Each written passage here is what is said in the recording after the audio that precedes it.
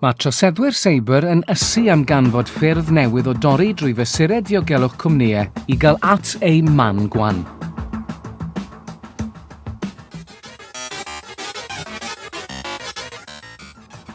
Mae troseddwyr seibr wedi canfod ffyrdd llawer mwy cyfrwys o gael yr hyn y maen nhw eisiau. Erbyn hyn, dyn nhw ddim yn ymosod ar bawb yn ddiwahan, maen nhw'n anelu at dargedau penodol. Os yw troseddwyr yn chwilio am fanylion cyfrif banc neu restr gyflog, cyfarwyddwr cyllid y cwmni sy'n cael ei dargedu. Efallai bydden nhw'n ceisio datblygu perthynas gyda'r cyfarwyddwr, yn anfon negeseuon ffug gan esgus bod yn rhywun arall i fagu ymddiriedeth ac yn targedu gyda e-bost potsian.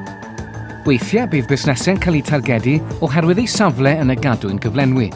Efallai ei bod yn ymddangos yn anhebyg y byddai busnes bychan ar ei ben ei hun yn cael ei dargedu gan droseddwyr seibr. Ond fel rhan o gadwyn gyflenwi cwmni mwy, gallai i gael ei hunan ar linell flaen ymosodiad seibr. Os yw cwmni yn gweithio i fanc, bydd troseddwyr seibr yn chwilio am fanylion mewn gyfnodi sensitif. Mae troseddwyr seibr yn dod yn fwy ac yn fwy cyfrwys wrth ymosod.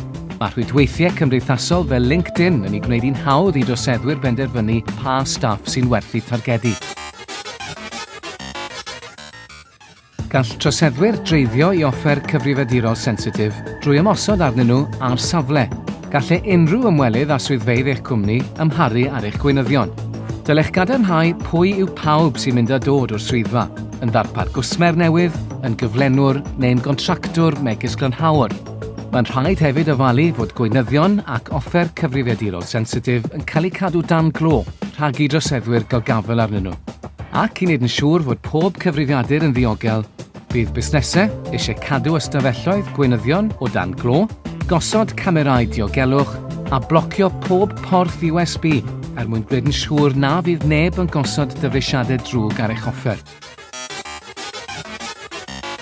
Rhyngrwyd pethau yw'r pentwr o offer a dyfeisiadau bob dydd sy'n cael eu cysylltu â rhyngrwyd. Pethau fel oergelloedd, setiau teledu ac ati sy'n cael eu cysylltu â rhyngrwyd erbyn hyn ac yn anfon a derbyn data i ac o gyfrifiaduron a thechnolegau eraill y rhyngrwyd.